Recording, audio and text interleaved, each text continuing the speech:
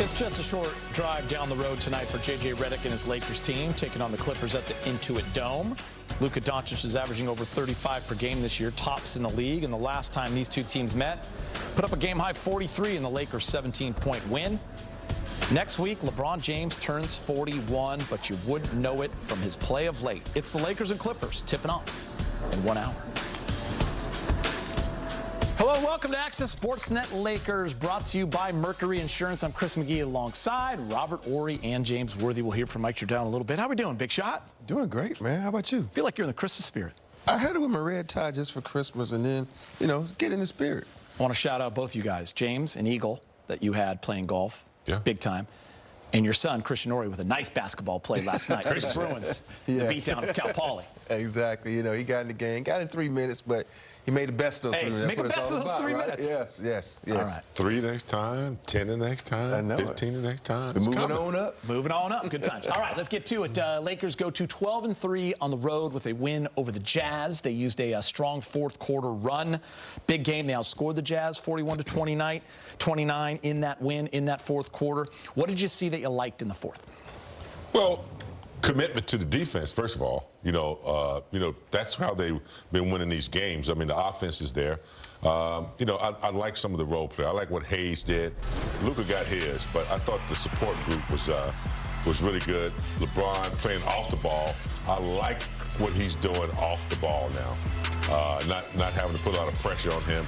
Plus, when he gets the rebound, they can start a fast break. But a good collective effort, you know, by the team. And then, of course, the most valuable player was Vanderbilt with his play and his 11 rebounds and the way he impacted the game.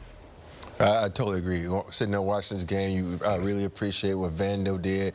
I love when Rave came in and he did what he was supposed to. But most of all, I love what Marcus Smart.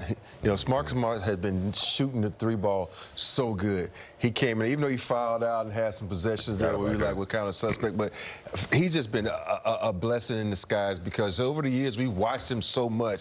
I didn't know when he gets hot, he can shoot it like that. You know, and it's so great to see him able to be a disruptor on the defensive end and still be able to shoot the three. With Austin Reaves out, the Lakers have been relying on the Luka and LeBron combo. And like last year, guys, we're starting to see when those two play at a certain level, this combination is tough to deal with. No question. I mean, you got LeBron, you know, handing the torch over to Luka, and they're on the same team. Usually, you know, that's not the case, but I think two talented players that have decided that they're going to stay out of each other's way. LeBron is allowing Luka to, you know, run the team, and he's playing off ball, and I think he's a genius at doing it. And when you have those two guys together like that and enhancing everybody else around them, it makes for like two leaders on the floor at the same time. Yeah, the fact that Luka has been playing those pass lanes pretty well. LeBron has been, you know, been a really good spot-up shooter and taking a lot of pressure, like James said. I think that's great because you got to think about LeBron, you know, is built for the playoffs. You know, we can use him sparingly during the season. That's why AR need to hurry up and get healthy and get back so you don't put too much on LeBron's shoulders. So I'm loving the way this combo is playing. I love the fact that LeBron's kind of said, you know what, here, I ain't bringing that ball up as much as I used to. Y'all do that because I want to keep my energy. Yeah, and he still finishes with 28, 10, and 7. A lot of the talk was around the 40-point triple-double from Luka, but LeBron getting his numbers per usual in year number 23. So a lengthy injury report tonight. 4 rotation guys out for the Lakers. Rui Hachimura is down and out, groin soreness. Deandre Ayton still out with that left elbow. Austin Reaves going to miss another game with the left calf. And Gabe Vincent, low back soreness. They don't expect him back for another week or so. Now, if you've been here, fellas, as long as the three of us have been, this is no surprise. I think going into every year, the hope is for health. But through 26 games, JJ has had his top 8 or 9 guys in the rotation for only 3 of those games. His starting 5 has only been together for 6 of those games. Too many times to count with multiple starters out. So tonight, again, one of those nights. So the next man up phrase has really meant something to this Laker team. And by the way, they have responded. They're 19-7. Man, Rob and I should get on over to Inglewood tonight on, and suit up, man. We'll be ready. Yeah, they've proven over time that when they have players out, whether it's Austin Reaves, whether it's Smith coming off the bench, whether it's Jake hitting some shots, Hayes, I think he was 7 for 7 the other night. I think they have agreed that the system works no matter who they punch in there, and I just think collectively they've had different guys step up and get the job done when they've had players absent. So good chemistry, good cohesiveness, keeping it going. I mean, Rob, honestly, we talked to Rob Pelinka about this when James and I were down there in late November. That was actually when they were going to play the Clippers. We talked about the depth of this team, and it has been tested early, but it's nice to know that you have it.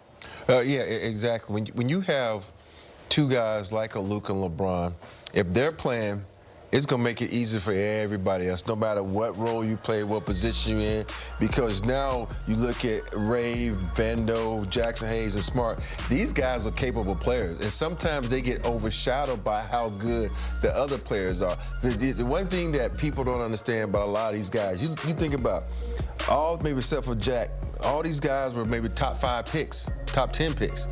And that means they can ball. And so sometimes you have to sacrifice your game in order to succeed. And sometimes you need others to make you succeed. And so we forget that these guys can ball, but they just need guys like LeBron, like Luka, and like, AR to make them better. So when you put them into the game, they ready because they've been ready for this situation because you had Luka doing it.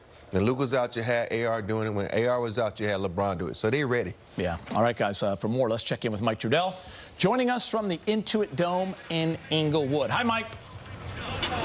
What's happening, Geeter? Well, look, sometimes, in this spot, I get to dig into something, whether it's some analysis on a game or some statistics, and other times it's just about updating what's happening on the injury report, which you alluded to earlier. Now, the only good thing about the Lakers missing guys for basically every game this season is that a lot of other players have been able to step into larger roles. That could come in handy as the season goes on. But tonight, 3 starters out. So, J.J. Redick did give us an idea of when we could expect some of those players to return, starting with Rui Hachimura, and then we'll get on to Austin Reaves and DeAndre Ayton as well. So here's the head coach. It felt something in the Utah game. Just got some little hip pain. 3 to 5 days, hopefully. Hopefully it's not a long-term thing. Clearly all season you've been without a guy or two. This gets up there a little bit with 4 out. Is it the same approach? Has there been anything that's worked for you? And does having this many guys out make it, well, obviously it's more difficult, but is there a way to account for that any differently? Just manage the game and play with the right spirit. And I think we've, by and large, done that throughout the season. We didn't ask what happened to DeAndre. When did that kind of start, and what happened, and what's his update? Yeah, we think he got a little tangled with Mark Williams in Phoenix and presented with some swelling on Monday and Tuesday, and got a court workout in today that was a pretty brisk, intense individual workout. So hoping to have him back soon. And then how did Austin come through kind of that 1 week benchmark, and how close is he to returning? Yeah, he's continuing to push himself. Hope to have him back soon. Okay, so it seems like that we have yet to rule out Reaves or Ayton for next game, which would be at Phoenix, so that's good news, potentially, right? Either one could return. And then Hachimura, 3 to 5 days. That gets you right to Christmas Day. So hopefully he's able to return for that one. We will see. We know all 3 will be out tonight, as is Gabe Vincent, and expect you would see the same starting lineup as at Utah, Geeter, with the exception of Rui, who started that game. Maybe that's a Jake LaRavia spot. We'll find out in a little bit here how J.J. Redick's going to go with his starting 5 today with so many guys out. All right, thanks, Mike. Appreciate that. Access rolls on after the break. A look at Clipper star Kawhi Leonard getting warmed up for tonight's game. He's averaging 25 and 6 boards in 17 games for LA's other team this season.